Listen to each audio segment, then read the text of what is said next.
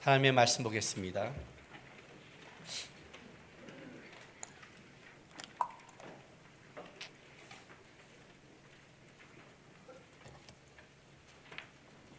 누가복음 7장 36절에서 50절까지 말씀입니다. 누가복음 7장 36절에서 50절까지 말씀, 우리 한 절씩 교독합니다. 한 바리새인이 예수께 자기와 함께 잡수시기를 청하니 이에 바리새인의 집에 들어가 앉으셨을 때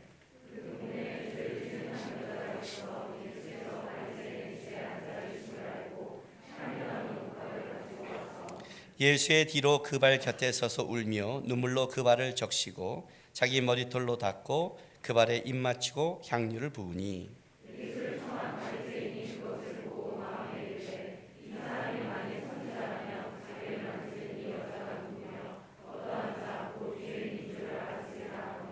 예수께서 대답하여 이르시되 시몬아 내가 내게 이를 말이 있다 하시니 그가 이르되 선생님 말씀하소서.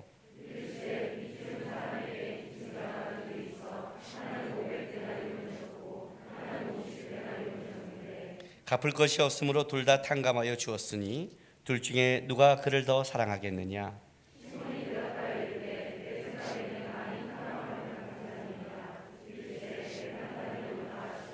그 여자를 돌아보시며 시몬에게 이르시되 이 여자를 보느냐. 내가 내 집에 들어올 때 너는 내게 발 씻을 물도 주지 아니하였으되 이 여자는 눈물로 내 발을 적시고 그 머리털로 닦았으며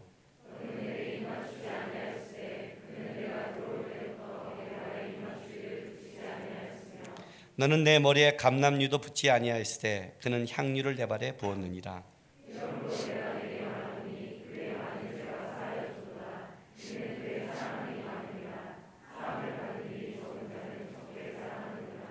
이에 여자에게 이르시되 내 죄사함을 받았느니라 하시니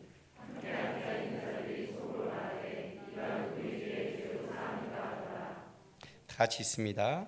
예수께서 여자에게 이르시되 내 믿음이 너를 구원하였으니 평안히 가라 하시니라. 아멘.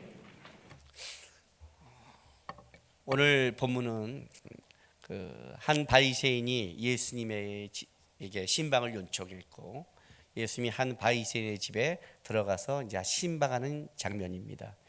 그런데 이 한 바리새인의 이 집의 신방 중에 어떤 일이 벌어졌냐면 아주 특별한 여인. 그 특별하다는 것은 모든 사람이 아는 죄를 지은 여인이 이 집에 예수님이 계심을 알고 같이 방문해서 들어와서 사람들이 깜짝 놀랄 만한 일을 하죠. 그냥 방문이 아니라 베란가 예수님 뒤에 와서 향유를 깨고 자기의 긴 머리털로 예수님의 발을 닦이며 그 발에 눈물을 흘리면서 이제 입맞춤을 하는 겁니다. 여러분 이거 굉장히 놀랄만한 사건 아니겠어요? 한번 생각해 보시기 바랍니다. 제가 어디 신방 갔는데 누가 베란가 내 뒤에 와서 그렇죠? 베란가 향수를 다 깨고 걷다가 하면 제가 얼마나 놀라겠어요. 물론 예수님을 놀라지 않았죠. 예수님을 아시고 있으니까. 그러나 이제 예수님을 빼고 그 주위에 있으면 얼마나 놀랐겠습니까? 얼마나 놀라겠어요. 그 사건을 예수님 지금 놔두고 계시는 겁니다. 그리고 나서 그 사건을 보면서 이 바리새인이 어떤 생각을 하냐면, 야, 이 여자가 누군 줄 안다면 저 사람이 그렇다면 선지자고, 만약 선지자가 아니면 저런 죄인을 저렇게 받아들이지 않을 텐데 라고 속으로 생각하는 그 생각을 가지고 예수님께서 왜 이 일을 허락했고 왜 이 일이 벌어졌음을 이제 설명하는 것이 오늘 이제 본문입니다. 한 가지 우리가 좀 생각해 볼 문제는 왜 이 바리새인은 예수님한테 신방을 요청했을까요? 이 사람이 예수님에 대해서 호의가 있냐? 그렇지 않음을 우리는 알고 있습니다. 왜냐하면 오늘 예수님께서 이 여인의 행동을 하면서 바로 이 시몬 바리새인이 한 일과 비교시켜 주는데 누가복음 7장 44절 보면 예수님께서 세 가지를 갖고 이렇게 비교시켜 줍니다. 이 여자를 보느냐 내가 내 집에 들어올 때 너는 내게 발 씻을 물도 주지 아니하였으되 주인이 손님이 들어오면 그 손님에게 유대 광야는 먼지가 많기 때문에 당연히 그 발에 그 먼지가 묻힌 것을 씻으려고 물을 대접하는 것이 가장 정중한 손님을 영접하는 겁니다. 그런데 이 사람은 예수님에 대해서 그걸 안 했다는 것은 아주 쉽게 하지 않게 생각한 거죠. 그런데 이 여자는 눈물로 내 발을 적시고 그 머리털로 닦았으며 너는 내게 입맞추지 아니하였으되. 입맞추다는 것은 아주 친절한 호의의 표시죠. 인사죠. 인사란 말이죠. 그런데 안 했다는 건 뭐예요? 그냥 대충 넘어간 거죠. 그런데 이 여자는 그런 내게 들어올 때부터 내 발에 입맞추기를 그치지 아니하였으며. 왜냐하면 이 그치지 않았다는 뜻이 뭐냐면 이 여자가 38절에 자기 머리털로 닦고 하는 이 닦고 미완료를 썼어요. 미완료란 건 뭐냐면 끝나지 않는, 계속해서 닦으면서 계속해서 눈물로 예수님의 발에 입맞추고 있는 거죠. 바로 그 장면이에요. 그치지 않았으며, 한 번으로 끝난 게 아니라 너는 내 머리에 감람류도 붙지 아니하되. 감람류는 유대인들에게 있어서 일상생활에 쓰는 그렇게 비싸지 않은 향유입니다.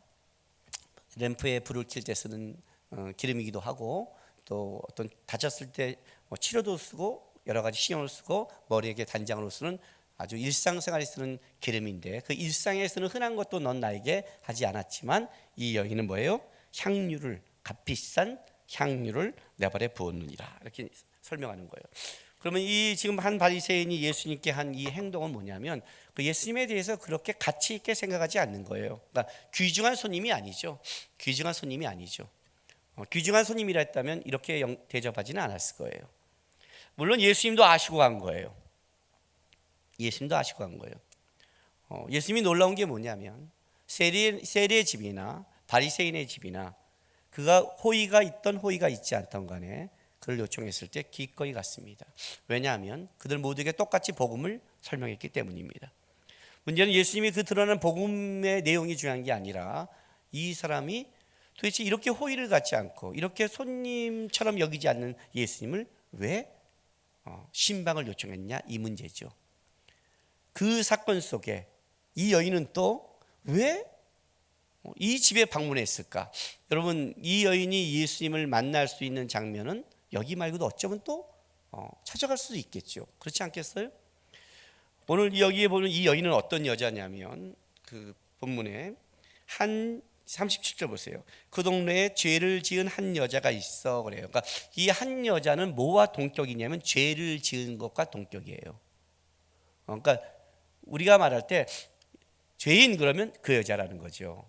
얼마큼 이게 죄인이냐면 39절에 봤더니 예수를 청한 바리새인이 그것을 보고 마음에 이르되 이 사람이 만일 선지라면 자기를 만지는 이 여자가 누구며 어떠한 자 곧 죄인인 줄 알았으리라. 지금 얼마큼 강조를 하면 누구며, 그죠? 누구며 어떠한 자 곧 죄인임을, 그죠? 굉장히 강조하죠. 이 말은 무슨 말이냐면 모든 사람이 알고 있는 죄인이라는 뜻이에요.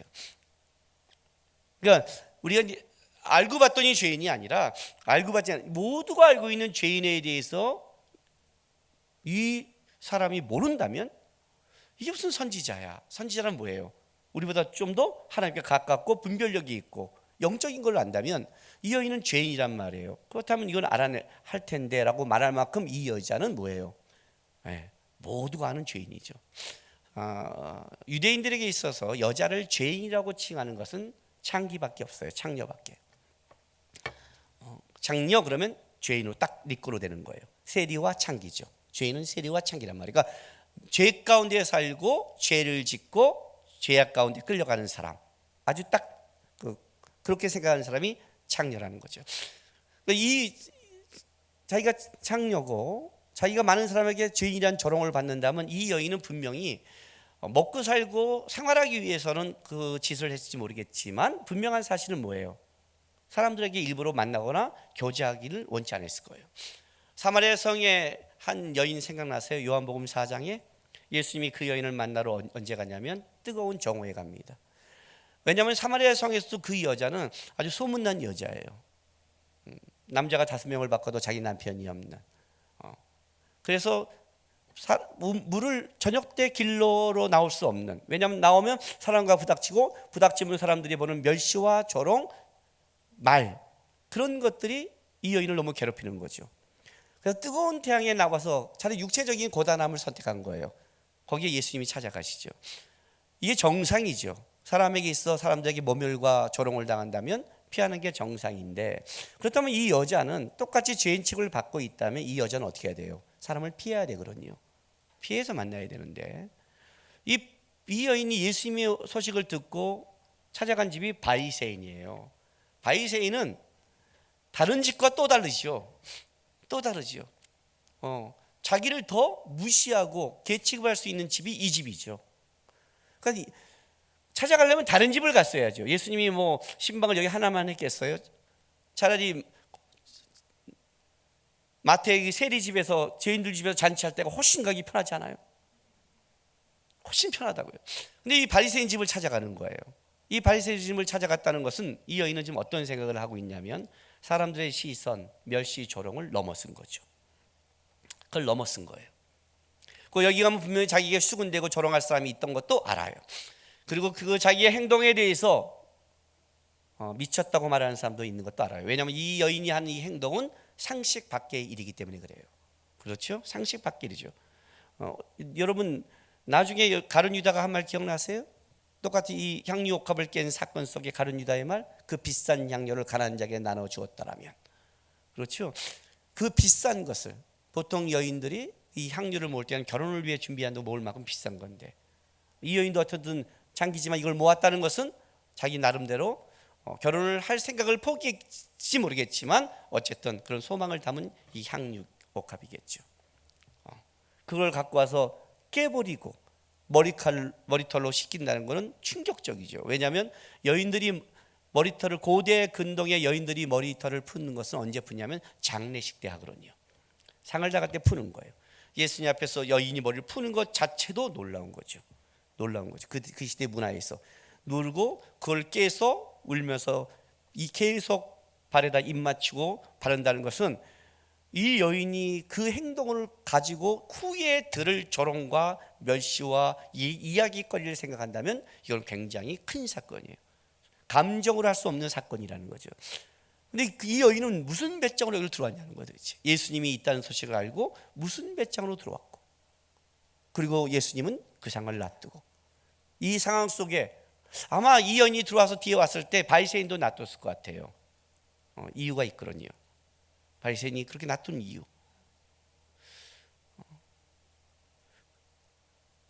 왜 놔뒀을까요? 오늘 이 본문을 좀 우리가 이해하려면 이 앞에 있는 본문을 조금 가져올 필요가 있습니다. 그래야 오늘 본문이 조금 명확해집니다. 자, 누가복음 7장, 길게는 어디서부터 보냐면 19절부터 올라갑니다. 올라가 보세요.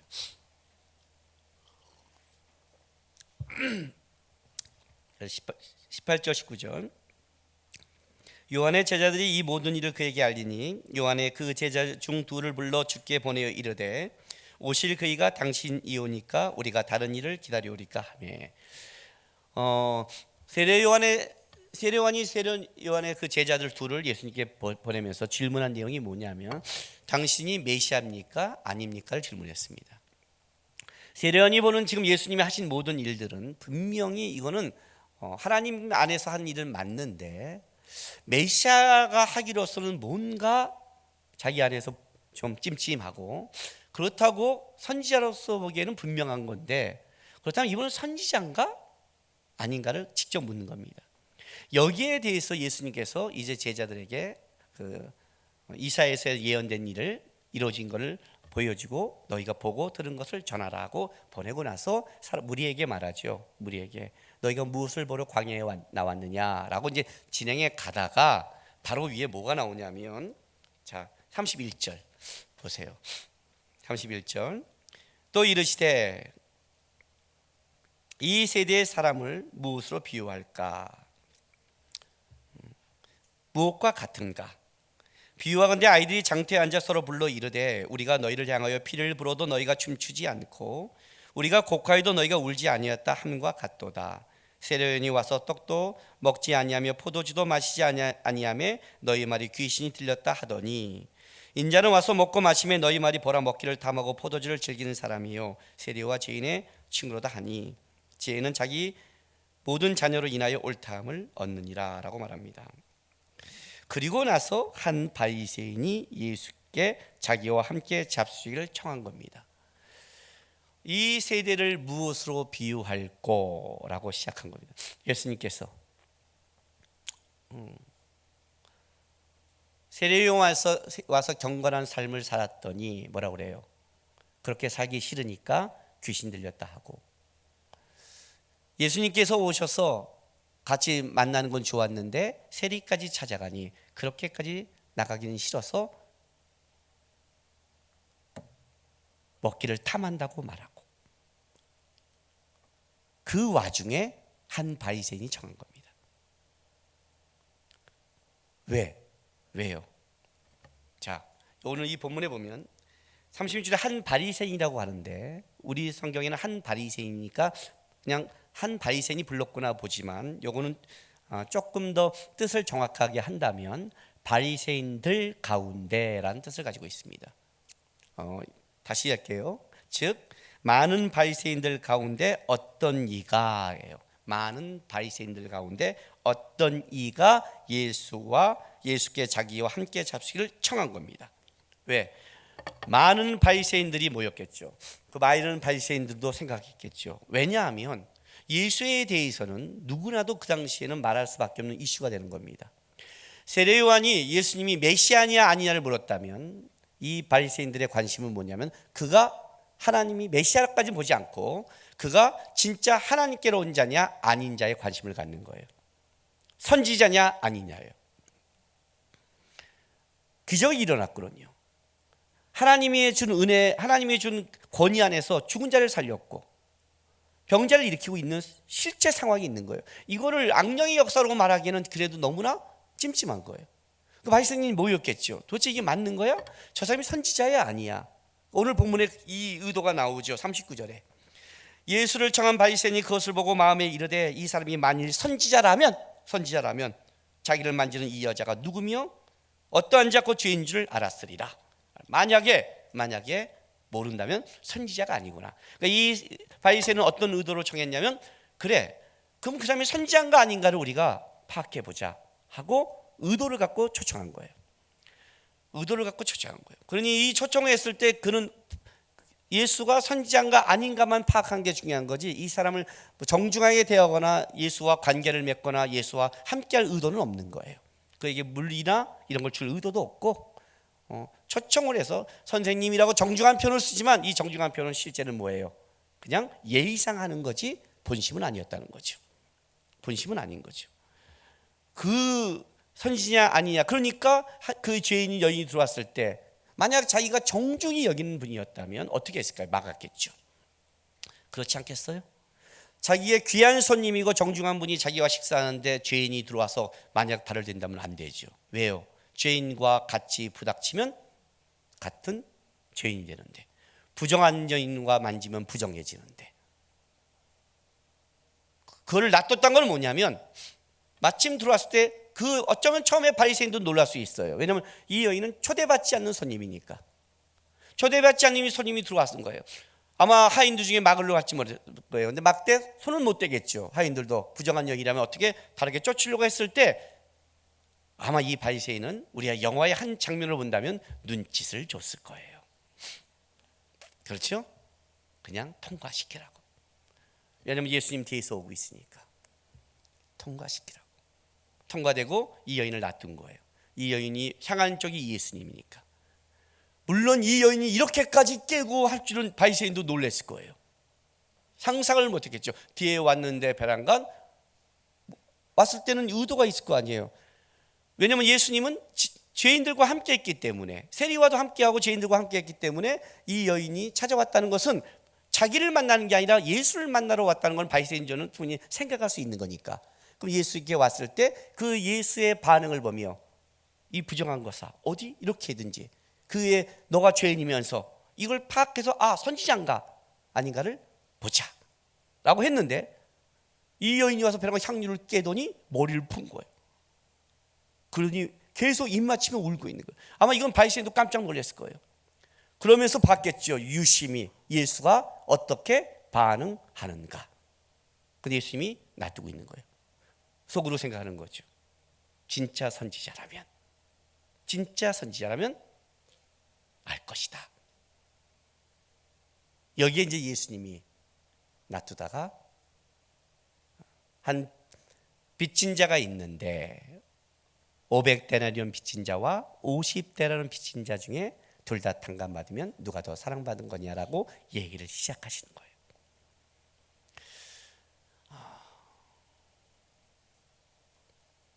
예수님은 왜 이걸 허락했을까요? 바리새인은 선지자냐 아니냐를 파악했다면 예수님은 이 사건을 분명히 알고 있으면서 뭘 말해주고 싶은 것일까요?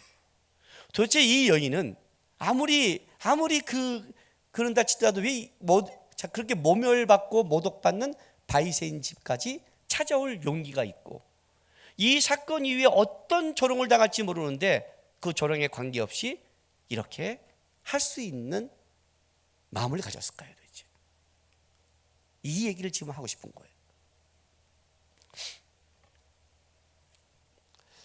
세상의 모든 일반 종교는 인간에 대하여서 판단할 때 인간에게 있어 가능성을 가지고 있습니다. 기독교는 인간에 대해서 가능성을 전면 부정합니다. 왜 기독교가 부정하냐면, 하나님이 인간을 만들었을 때 인간을 자유인으로 만들었습니다. 특별한 창조물이죠. 자유인이란 건 어떤 틀을 가지고 있냐면 선택할 수 있다는 겁니다. 선택할 수 있는. 내가 어떤 여인한테 프로포즈를 한다는 것은 종한테는 프로포즈를 안 하죠. 종한테는 그냥 들어와 이렇게 말하죠. 프로포즈를 한다는 것은 내 손에 있는 자가 아니라 그스스로 결정할 수 있는 자이기 때문에 하는 거죠. 그러니까 자유가 전제죠. 그 자유가 오케이라도 할 수 있고 노라고 할 수 있는 거예요. 하나님이 인간을 그렇게 만드셨다는 거죠. 인간을.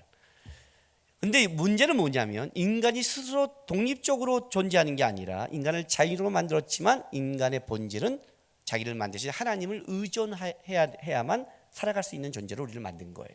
우리는 의존적이라는 거죠. 그래서 인간에게는 뭐가 있냐면 하나님이 우리를 만들었기 때문에 선을 향한 갈망함이 있어요. 선을 향한, 그러니까 하나님을 향한 갈망함이 있는 거예요. 우리 인간이 갖고 있는 속성이에요.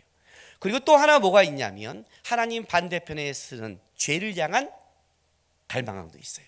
이 인간이에요. 인간은 끊임없이 어떤 싸움을 하냐면 선택하는 싸움인데, 내 안에 죄를 향한 갈망함이 없으면 죄를 안 짓겠죠, 아예. 그렇죠? 근데 그렇지 않다는 거예요. 물론 죄란 뭐냐면 하나님이 같이 되는, 스스로 주장하고 스스로 원하는 삶을 살고 자기가 하고 싶은 걸 하고 싶은 게 죄의 속성이에요. 어디 가서 방탕하고 어디 가서 술 먹고만 죄가 아니라 하나님이 원하는 삶을 살지 않고 반대편에서 그걸 추구하는 게 죄라는 거예요. 이 속성이 있어요. 그러니까 하나님, 내 안에 선을 향한 갈망함도 있지만 뭐예요? 그 반대편의 삶에 대한 동경도 우리 안에 동시에 있는 거예요. 이게 인간이라는 거예요. 그래서 우리가 하나님 앞에 죄를 짓고 죄인이 됐다는 것이 동물이 됐다는 뜻이 아니에요. 여전히 그 인간의 속성이 우리 안에 남아 있어서 우리 인간들 안에는 뭐가 있냐면 선을 향한 갈망이 있는데, 그게 다른 종교를 믿다 하더라도 뭐예요? 방생을 하고 선을 베풀고 어떤 도덕적으로 높은 가치를 추구하는 성향을 다 갖고 있어요. 모든 종교가 갖고 있는 특성 중에 하나죠. 좋은 종교가 갖고 있는 특성 중에 하나죠. 그죠? 생명에 대한, 선에 대한 이런 갈망함이 있어요. 베푸는 것. 이거는 뭐냐면 그 본질에서 우리는 하나님의 형상을 잡았기 때문에 그렇게 선을 추구하고 싶은 게 있는 거예요. 우리 안에서요. 모든 인간은. 그러면서 또 하나 뭐가 이 안에 깊게 자리 잡혔냐면 그것이 뭐예요? 하나님의 의존적인 게 아니라 나를, 내 쪽에서 그걸 하겠다는, 그게 죄라는 거예요. 제발 이해하고 있죠? 그렇죠? 왜냐하면 이렇게 앞에 성경을 얘기하고 예화를 할 때는 눈이 반짝반짝 빛나고 아멘 하는데, 이게 심각하게 듣는 눈빛인지 점점 하나님의 신이 수면 위에 운행하기 시작하는 건지를 이게 분간이 안 가서 우리 안에 있는 거예요. 우리 안에. 그런데 다른 종교는 하나님을 향한 이 선의 갈망을 뭘로 보냐면 인간의 가능성으로 봤다는 거예요. 인간이 노력하면 된다. 불교도 뭐라고 그래요? 인간의 죄성을 인정해요. 108번뇌. 이 시대를 인정해요.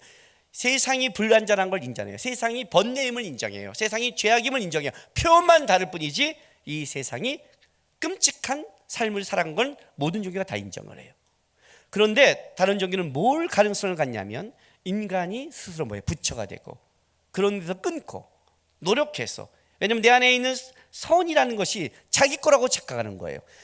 하나님이 우리를 만들어서 선을 향한 갈망함인데 그것이 자기 안에 있다고 착각을 해서 어떠냐면 우리 인간에는 가능성을 둬요.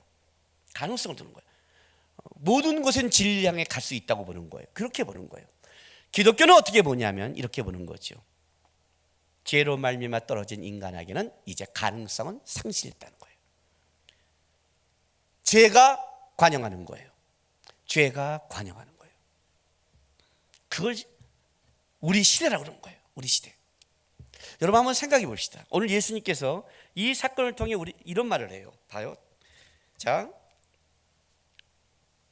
42절. 갚을 것이 없으므로 둘 다 탕감하여 주었으니, 자, 탕감하다, 은혜를 베풀다는 뜻도 있어요. 의미가 은혜를 베풀다가 둘 다 은혜를 베풀어 주었는데 둘 중에 누가 그를 더 사랑하겠느냐? 시몬이 대답하여 이르되 내 생각에는 많이 탕감을 받은 자이니이다. 이르시되 내 판단이 옳다 하시고 47절. 이러므로 내가 네게 말하노니 그의 많은 죄가 사하여졌도다. 이는 그의 사랑함이 많음이라. 사함을 받은 일이 적은 자는 적게 사랑하느니라. 자, 우리들 중에서 누가 더 죄가 깊고 누가 죄가 더 옅은 사람이 있을까요? 목사님은 죄가 좀 더 옅을까요? 그리고 저렇게 좀 세상을 좀 열심히 잘 성실하게 살아가는 사람은 죄가 좀 얕고, 막 살고 방탕하고 살아가는 사람은 죄가 깊을까요? 우리 중에 누가 더 탕감을 많이 받은 사람이 있을까요? 우리 중에서, 우리 죄악의 깊이 중에서 누가 더 탕감을 많이 받은 사람이 있을까요? 죄의 깊이는 다 똑같지 않을까요? 죄의 깊이는 다 똑같은데 왜 어떤 자는 500데나리온 탕감 받은 것 같은데 어떤 자는 50데나리온 탕감 받은 것 같을까요? 이 창기나 바리새인이나 똑같이 하나님 앞에 죄인이고 똑같이 죄악을 살았는데 윤리 도덕적으로 살아가는 삶이 우리가 보기에 이 창기가 더한 것 같지만 실제로는 더 끔찍한 죄악 가운데 있는데 왜 한 사람은 이렇게 눈물로 씻고 울고 나와서 고백하는데 한 사람은 저 사람이 선지자 아니냐 하면서 물도 주지 않는 이 냉담함을 보일 수 있을까요? 뭐가 문제일까요? 이 차이가 우리가 하나님을 향한 고백의 차이를 만들지 않겠습니까, 여러분? 하나님이 누구를 더 사랑해서 그런 건 아니잖아요. 하나님이 누구를 더 사랑해서 그에게 더 깊은 건 아니잖아요. 하나님이 모두를 똑같이 사랑하시잖아요. 이 바리새인 집궤에 찾아가서 이렇게 한다는 것은 이 바리새인도 분명히 복음이 증명되고 있고 그가 예수님을 영접하든 안 하든 분명히 예수님은 그에게 사랑하니까 보여준 거 아니겠어요? 근데 왜 이 바리새인은 이렇게 냉담하게 받을 수밖에 없을까요? 왜 그럴까요, 여러분? 이 차이가 어디서 오는 거예요, 도대체?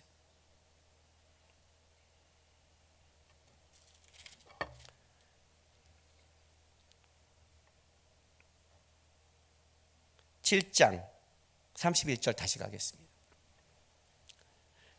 이 세대를 무엇으로 비유할꼬? 무엇과 같은가? 무엇과 같은가? 이 세대를 무엇과 같은가? 세례요한이 와서 신앙이 뭔가를 경건하게 보였더니 뭐라고 했어요? 귀신 들렸다고 했어요. 싫은 거죠. 그렇죠? 싫은 거예요. 여러분, 우리 주위에 가장 불편한 사람이 누군지 아세요? 너무 경건한 자예요. 그죠? 여러분 놀 때 목사님 안 껴주죠? 왜요? 목사님이 끼면 자유롭지 못해요. 뭐에서 자유로우세요? 뭐에서 그렇게 자유로우세요? 목사님의 눈은 두려우시고 하나님의 눈은 괜찮으세요? 뭐에서 그렇게 할까요? 물론 뭔 말인지는 제가 좀 이해해요. 나도 거기 들어가서 그렇게 놀고 싶지는 않아요. 경건한 사람이 오면 힘들죠. 힘들죠. 예. 바람 피는 얘기하고 있는데 목사님 오시면 힘들죠. 술 먹고 세상살이 노래하는데 힘들죠. 오늘 성가대 찬양하는데 탬버린이 나왔어요. 제가 옆에 우리 오늘 기도한 김은성 집사한테 이렇게 말했어요. 다음부터 탬버린을 칠 때는 노래방 좀 보내야겠어. 이 비달 때 딱 하고 뭔가 착 하면 흔들어야 될 것 같은데 이게 너무 이게 탬버린은 그 맛이 아니잖아요. 나는 탬버린을 치지 않아도 맛은 알거든요. 이게 뭔가 이게 착 가야 되는데 순간하다가 이건 노래방을 갔어야 되는 거야. 이건 노래방을 제가 노래방을 갔는지 안 갔어도 여기는 경건한 자리니까 자기 모습이 드러나면 야 저놈 자식 봐라 저거 삶이 드러날까봐 오히려 경직된 건지 나는 선지자가 안에서 그걸 모르겠어요. 그건 모르겠어요. 신나게 놀고 싶을 때 경건한 자는 어떻게 돼요? 부담스럽죠. 왜 부담스러울까요? 그것이 여러분이 바라보는 게 아니니까. 진짜 내가 저렇게 살고 싶은 분이라면 부담스럽지 않죠. 더 가까이 있고 싶겠죠. 더 가까이 가고 싶겠죠. 그렇게 살고 싶지 않으니 넘어가는 거죠. 뭐예요? 그건 목사님들이 하고 선교사님이 하고 그런 거야. 넘어가는 거죠. 사람은 그렇게 사는 게 아니야 이렇게 말해요. 어떻게 사람들이 그렇게 살아? 그렇게 말해요. 어떻게? 그럼 사람들은 어떻게 사는 걸까요? 다 죄를 짓는 걸까요? 싫은 거예요. 예수님 와서 먹고 마시고 즐겼더니 어떻게 돼요? 거기까지는 좋았는데 세리들까지 가는 거예요. 세리들까지. 그것도 싫은 거예요. 내가 만나고 싶은 사람을 만나고 내가 즐기고 싶은 사람을 즐기고 내가 함께하고 싶은 사람만 함께하고 싶은 거예요. 내 삶을 갖고 싶은 거죠. 죄가 뭐냐? 삶의 주인이 자기가 되는 거 아니에요. 그거 아니에요. 지금 바리새인의 관심이 뭐가 있는 줄 아세요? 바리새인의 관심이 자기의 죄성은 보지 않고 선지냐 아니냐에 관심을 갖고 있는 거예요. 그것이 예수도 모르고 자기도 몰라요. 왜 모를까요? 예수를 보려면 자기를 먼저 봤어야 되거든요. 이 여인의 관심이 뭔지 아세요? 이 여인의 관심? 자기를 용서한 자기 죄의 어쩔 수 없는 이 죄를 감당할 수 없는 죄를 이분이 용서한 그 은혜에 관심이 있는 거예요. 오늘 이 본문에 이런 말이 나와요. 41절에 이르시되 빚주는 사람이 빚진 자 둘이 있어 하는 이 빚진 자가 1차적으로는 돈을 빚지다는 도 있지만 어떤 의미가 있냐면 어쩔 수 없다라는 의미도 있어요. 그러니까 단순한 빚이 아니라 어쩔 수 없이 진 빚이에요. 어쩔 수 없는. 이 세상을 살아가는 자가 죄에 묶여서 어쩔 수 없이 짓는, 벗어나고 싶고 이렇게 살고 싶지 않고 자기도 좀 다르게 살고 싶은데 끌려가고 있는 답답함과 안타까움이. 그런데 예수가 오셨는 걸 알았는데 이 여인은 예수의 소식과 복음을 통해서 이분이 어떤 분인 걸 알기 시작했어요. 이분에서는 내가 이 어쩔 수 없는 이 죄의 뿌리가 끊긴 것을 알고 있는 거예요. 그냥 인사하는 게 아니에요. 선지자서 멀리서 보는 동경의 대상도 아니에요. 그는 알았어요. 예수의 이야기 속에 이분이 이 뿌리를 끊는 걸 은혜를 받은 자였어요. 사람들의 눈이 중요한 게 아니에요. 그래서 온 거예요. 자기의 귀한 걸 가지고. 은혜에 대한 보답이 있는 거예요. 그의 관심은 은혜에 대한 보답이에요. 그 은혜는 죄를 알기 때문에 그래요. 자기의 죄의 뿌리까지 알고 있는 거예요. 그거 나오는 거예요. 다른 사람의 눈초리 이후에 어떤 말, 아니 이 은혜라면 족한 거예요. 그걸 깨고 머리를 쓸고 장사지 울면서 뽀뽀하고 있는 거예요. 입을 대는 거예요. 남들이 이상히 보고 미친 소리를 해도 상관이 없는 거예요. 미친 소리도 상관이 없어요. 바리새인은 생각했겠죠. 부정한 자와 맞대면 그가 부정해지는데 이게 선지자라면 이렇게 말했을 거예요. 예수님은 상관이 없죠. 예수님은 선지자가 아니니까. 그는 부정이 옮겨지는 자가 아니니까. 그의 정함이 부정함을 깨끗게 하는 자이니까.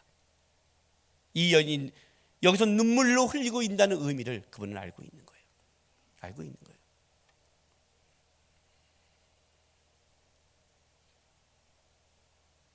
여러분들은 여러분을 보시고 계십니까?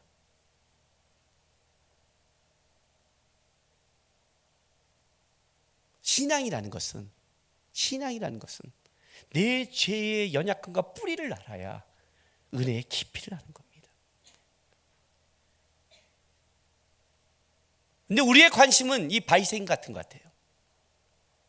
예수님 뭘 했나 안 했나, 살아계시면 일어나 안 하나, 하나님이 존재하시면 내 생활에 이런 일이 벌어지나 안 벌어지나 얘기하는 거예요.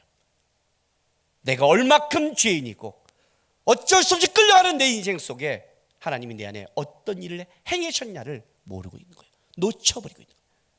이 여인은 누가 중요하지 않아요. 내가 거기서 조롱받는 게 중요하지 않아요. 어떤 스토리도 주지 않아요. 이 여인에게 딱 중요한 건 한 가지예요. 이 어쩔 수 삶을 은혜를 주신 주님, 그 주님 한 분 앞에 자기가 은혜의 삶을 보답하는 거예요. 은혜의 깊이는 죄의 깊이에서 나오는 거예요. 그렇지 않겠어요? 여러분이 어떤 사람에게 진짜 이 사람에게 은혜를 짓고 이 사람이 나에게 했던 존경한다면, 그 존경하고 그 은혜를 입었다면 그거는 뭘로 나타나냐면 삶으로 나타나게 돼 있어요. 안 그래요? 그 사람의 말을 거절해요? 나에게 진짜 생명을 준 사람을? 내가 청년 때 크리스마스 때 교회에 오면 내 친구 하나가 크리스마스 때 생일이 있었어요. 맨날 생일 잔치를 그때 하죠. 나는 한 번도 참여하지 않죠. 저한테 물었어요. 넌 어떻게 한 번도 오지 않니? 제가 뭐라고 대답했냐면 미안하다 그랬어요. 단 나는 내 인생에 크리스마스가 여러 번 있으니까 그중에 한 번 빠져가 아니다. 어떤 분이 나에게 생명을 줬고 나를 살려줬고 내 인생을 살 가치를 준 은인이 있다면 너는 그 은인에 대해서 어떻게 생각하니? 그랬어. 갚아야 된다고 생각하지 않니? 나는 성탄절에 교회 크리스마스 행사라고 하는 게 아니라 예수님이 나의 생명을 살렸고 내 인생을 살아갈 삶의 용기를 주신 분이야. 나는 이 은인을, 이 생일 이 날을 기리는 거를 나는 거절할 수 없어. 그래서 가는 거야. 평생 아마 너희 생일은 내가 못 갈 거야. 그건 미안해. 근데 정교로 가는 게 아니야. 그분이 내 삶을 소망과 가치를 줬어. 나는 사람다운 은혜의 보답을 하러 가는 거야. 그랬어요. 은혜의 보답을 하러 가는 거예요. 예배와 신앙의 삶이 다 어디서 나와야 되냐면 예수께서 여러분의 행하신 일에 대한 그 죄악을 끄는 그 일에 대해서 나오지 않는다면 삶이 바뀌지 않아요. 왜 삶이 안 바뀐 줄 알아요? 앉아서 판단하니까. 신앙을 바리새인처럼 앉아서 판단하니까. 그러면 신앙은 관념론이 돼요. 중세가 타락했을 때 수도사들이 모여서 어떤 걸 토론했냐면 이런 걸 토론했어요. 십자가, 교회의 끝 십자가 앞 그 철탑 꼭대기에 천사가 몇 마리가 설 수 있는가? 몇 마리 설 수 있을 것 같아요? 천사도 믿고, 천사는 붕붕 나르잖아요. 그 가면 천사가 쫙 몇 마리 있을까? 하나부터 이렇게 펼으면 웃기죠, 우리. 근데 그거를 수도사들이 얘기하는 거예요. 몇 마리 수도사들까? 왜? 신앙이 관념이 된 거예요. 세례 요한처럼 살기도 싫고 경건하기도 살기 싫고 예수님처럼 살기 싫은 거예요. 적당히 종교생활하면서 즐기면서 살기를 원하니까. 그러면서 자기 신앙을 증명해야 되니까 신앙이란 앉아서 말하니, 앉아서는 무슨 말을 못하겠어요. 앉아서는 그것을 행할 수 있는지 없는지도 모르잖아요. 없잖아요. 이건 교회에서 가장 난처한 신앙이 누구예요? 움직이지 않고 행하지 않고 앉아서 모든 걸 다 아는 양 말하는 그런 자들 아니에요, 여러분? 그렇죠? 그런 자들이잖아요. 내 앞에는 오지 못하고 뒤에서만 혓바닥을 뽑아버리니까. 신앙은 언제 자기를 보냐면 움직일 때 보는 거예요. 움직이면 알아요. 베풀면 알아요. 선교해 보면 알고요. 참아보면 알아요. 자기가 얼마나 이런 은혜 속에서도 죄악의 깊이가 있는지를 알게 되는 거예요. 그래서 신앙은 삶으로 살아갈 때만, 예수를 쫓고 삶으로 쫓아갈 때만 자기가 드러나는 거예요. 그게 싫으니까 움직이지 않는 거예요. 야고보서 보세요. 2장 18절.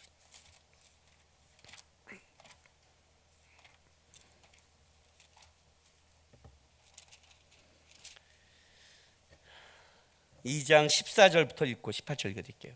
지난주 수요일 날 설교했던 내용인데 373쪽이에요. 내 형제들아, 만일 사람이 믿음이 있노라 하고 행함이 없으면 무슨 유익이 있으리요? 그 믿음이 능히 자기를 구원하겠느냐? 18절. 어떤 사람은 말하기를 너는 믿음이 있고 나는 행함이 있으니 행함이 없는 내 믿음을 내게 보이라. 나는 행함으로 내 믿음을 내게 보이리라 하니라. 지금 야고보 사도가 뭘 얘기하고 있냐면, 행함이 없으면 무슨 유익이 있느냐? 나는 행함으로 내 믿음을 보이리라, 이렇게 말을 해요. 이 말을 그냥 단순하게 믿음은 행함이 있어야 되고 말하는 게 아니라, 행함이 없으면 무슨 유익이 있는 게, 우리가 믿음을 행동해야 너 믿음에 뭐 어떤 걸 증명하고, 그런 증명을 넘어선 차원이에요. 신앙이 여러분에게 유익이 되려면 그 유익은 앉아서 생각해서는 유익이 안 된다는 거예요. 너희가 삶으로 살아갈 때 너도 믿음 안에서 유익을 받고, 어디가 부족한지, 어디를 쳐야 되는지, 어디에 내가 있는지, 어디만큼 내가 믿음이 자랐는지를 움직일 때 아는 거예요. 순종하고 움직일 때. 그리고 그렇게 움직일 때 다른 사람에게도 유익이 되는 거예요. 다른 사람에게도. 앉아서 신앙이 이런 게 아니라 그 사람이 가보니까, 어떤 사람이 가보니까 어떻게 돼요? 다른 사람도 갈 수 있겠다는 유익도 되고, 나도 안 된다고 생각했는데 해보니까 뭘 봐요? 나는 안 됐는데 그 사이에 역사실은 주님의 은혜를 보기 시작하는 거예요. 그래서 움직이고 행함으로 신앙은 유익하다는 거예요. 너는 믿음이 있다고 말하니 앉아서 뭘 믿음이 있다고 어떻게 증명하실래요? 나는 행함으로 증명한다. 믿음을 드러내는 도구가 행함이라는 거예요. 내 안에 내용을 드러내는 게 삶이에요. 삶으로 드러나는 거예요. 그 삶이 날 유익되고 삶으로 드러날 때 아는 거예요. 그런데 여기 뭐가 있냐면, 여러분이 삶을 살아가 보면 당장 부닥치는 게 뭐냐면, 여러분이 그렇게 온전하지 않다는 걸 알게 돼요. 제가 이렇게 말한 거 기억나세요? 나이가 먹을수록 점점 내 안에 느끼는 게 뭐냐면, 하나님의 영광을 돌리는 게 아니라 뭐라고요? 죄악을 더 많이 하나님 앞에 돌려진 것 같다. 영광된 일을, 내가 하나님의 일을 하면 구는 하나님 앞에서 죄를 지은 것 같다. 사는 게 더 죄를 많이 짓는 것 같다. 왜 그 가늠한 여인한테 돌을 던지할 때 나이 많은 사람이 버렸는지를 내가 알겠다고 그랬어요. 왜냐하면 살아가는 것 자체가 죄를 더 많이 지으니까. 죄를 많이 지으면 살아갈 필요가 없습니까? 아니요. 그래서 주님을 더 붙잡게 되거든요. 그 신앙이 좋은 신앙으로 간다는 건 뭐냐면, 좋은 신앙은 윤리도도 뭘 잘했다가 아니라 그가 예수께 가까이 가는 신앙이 좋은 신앙이죠. 그게 좋은 신앙이죠. 예수께 가까이 간다는 것은 어떤 말이 있냐면, 죄를 멀리한다는 뜻이 있죠. 그런 뜻이 있는 거예요. 죄를 멀리하는 게 예수께 가까이 가는 거예요. 예수께 가까이 하면 죄를 멀리하게 되는 거예요. 마음으로는 예수께 가까운데 행동이 죄를 이쪽으로 하면 아니라는 거죠. 삶으로 그게 드러나는 거야. 내가 죄인이구나. 내 마음과 내 삶의 갭이 이만큼 되는구나. 그 죄인이라는 걸 알 때 어떤 일이 벌어져요? 다른 데를 향한 돌이 떨어지는 거죠. 내 죄악의 깊이에 무릎 꿇게 되는 거죠. 그리고 그 주신 은혜에 붙잡게 되는 거죠. 은혜 아니면 살아갈 수 없다는 고백이 여기서 나오는 거죠. 그 싸움을 하는 거예요. 이 말이 가장 안 좋은 말이에요. 이만큼만 하면 됐어가요. 여러분에게 근본주의의 삶을 살아가는 게 아니에요. 영화 한 편도 안 보고 그냥 금욕주의의 삶을 살라는 게, 그 말을 하는 게 아니에요. 여러분,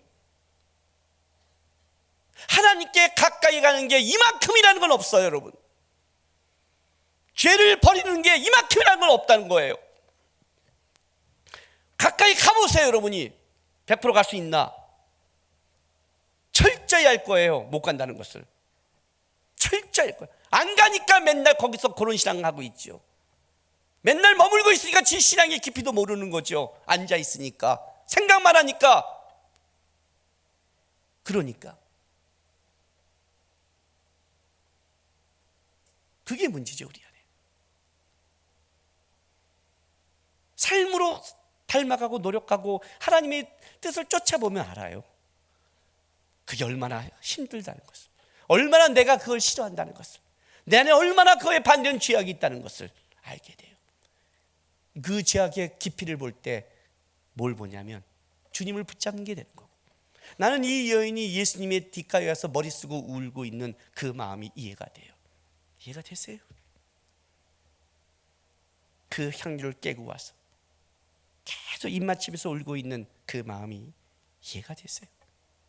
그 죄악에 얼마나 자기가 몸부림치게 벗어나고 싶었던 그 마음이 있었다면, 그 어쩔 수 없음에 얼마나 그가 절망함이 있었다면, 그 예수가 내가 이 죄를 사해준 이 문제, 평안히 가라, 평안 속으로 들어가라는 뜻이에요. 평안 속으로 들어가라. 이 은혜가 얼마나 감격적이면 이렇게 했겠어요. 얼마나 이렇게 했겠어요. 이것은 그냥 믿어라, 고백해라의 문제가 아니에요, 여러분. 그런 문제가 아니에요. 그가 죄와 몸서리치게 싸운 것도 있고, 그래서 하나님 예수의 은혜를 깊게 알기 때문에 삶에서 이 삶이 나오게 돼 있는 거예요. 우리의 신앙의 가장 큰 문제가 뭘까요? 앉아서 듣고 성경 공부하고 기도하면 그걸 신앙이라고 착각을 한다는 거예요. 그건 신앙이 아니에요. 자동차가 끼어들었을 때, 여러분에게 속상한 일이 벌어졌을 때, 내가 진짜 어떤 걸 하고 싶은 욕구가 일어날 때, 끊고 싶은데 끊지 못하는 자기의 반복된 삶을 바라볼 때, 그 속에서 죄가 나를 끝까지 붙잡고 있다는 걸 알 때, 내가 죽을 때까지 이 문제를 벗어나지 못하는 좌절감을 느낄 때, 그리고 그것 때문에 예수 앞에 한 걸음 더 나가는 싸움을 할 때, 그걸 신앙이라고 그러고 그렇게 살아가는 것을 신앙의 고백이라고 그러는 거예요. 그런 마음으로 예배 오신다면 여러분의 예배는 다를 거예요. 그런 마음으로 여러분이 기도하고 말씀을 본다면 그 말씀과 기도는 다를 거예요. 그 마음으로 주님 바라본다면 주님을 부르는 그 고백의 이름이 다를 거라는 거죠. 앉아서 하는 신앙생활 하지 마세요. 앉아서 여러분의 머리로 판단하는 신앙생활 하지 마시라고요. 여러분의 머리로 한 치 앞도 아무것도 못해요. 아무것도 못해요. 하나님께 가까이 가는 싸움을 하세요. 주님을 알아가는 싸움을 하라고요. 힘들더라도 그것을 주님을 닮아가는 거라면 가셔야죠. 앉아서 100년을 사느니 10년을 살아도 주님을 닮아가고 쫓아가는 삶이라면 그래도 가치가 있죠. 가치가 있죠. 은혜의 깊이는 나의 죄의 뿌리의 깊이를 아는 데서, 은혜의 깊이는 삶의 깊이를 만든다는 걸 기억하시고, 주님, 앉아서 주님을 판단하는 신앙이 아니라 이 여인처럼 내 죄를 보고 주 앞에 한 걸음 한 걸음 살아가는 삶의 고백이 있는 신앙이 되겠습니다 하는 여러분 되시기를 주님의 이름으로 바랍니다. 기도합시다.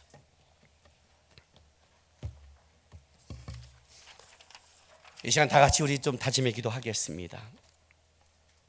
오늘 우리가 아까 이런 찬양했습니다. 주님 영광과 존귀와 능력 받으소서. 내가 어떤 죄를 짓건 내가 어떤 상태건 내가 어떤 삶을 살아가건 여러분 이 고백과 이거는 정당한 겁니다. 주님께서 받을 영광과 존귀와 능력이 여러분이 평안한 삶에서 나오는 게 아닙니다. 우리의 죄악을 끊고 우리에게 소망을 주고 끌어가시는 주님을 알기에 마땅히 받으셔야 되고 마땅히 무릎 꿇어야 되고, 현재 내 삶에서는 보이지 않을지 모르지만 주께서 행하실 걸 믿고 그렇게 하실 걸 알기에 기꺼이 고백하며 가는 겁니다. 주님, 내 삶이 앉아서 머리로 하는 삶이 아니라 하루하루 주님을 닮아가는 삶 되게 하시고, 내 죄의 뿌리를 아는 삶 되기고 은혜의 깊이를 아는 삶 되고, 내 삶이 주님을 닮아가는 깊이가 있는 삶이 되게 해달라고 우리 다 같이 주 앞에 결단하며 기도하며 나가겠습니다. 기도하겠습니다.